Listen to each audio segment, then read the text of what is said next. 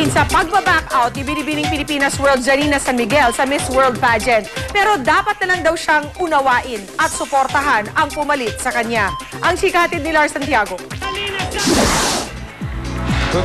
Gulat ang naramdaman ng mga beauty queen nang malaman nilang binitiwan ni Binibining Pilipinas World Janina San Miguel ang kanyang corona.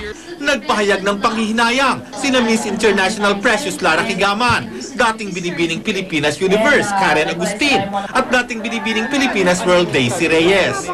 Pero dapat din daw unawain si Janina. Nag-resign daw si Janina because she cannot fulfill her obligation of going to Miss World dahil di siya makakoncentrate sa death ng lolo niya. And if that's what she says, well, I think we should respect that. But I think it's also for the best. I don't think she's ready. Personally, I don't think she's prepared to go to Miss World.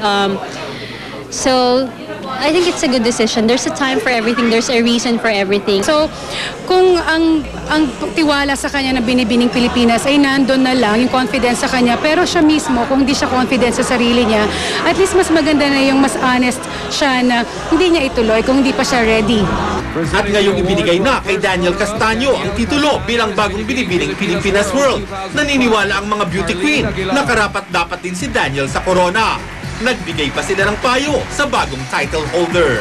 To Danielle, good luck. Medyo konti na lang yung time for her to prepare and baka nabigla siya. Pero you can do it. Kayang-kaya yan talaga. She's very beautiful.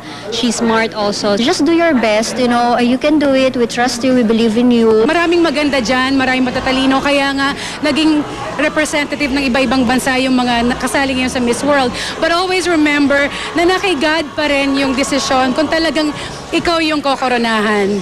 So, have confidence in yourself. At syempre, don't forget na the Filipinos are here to back you up.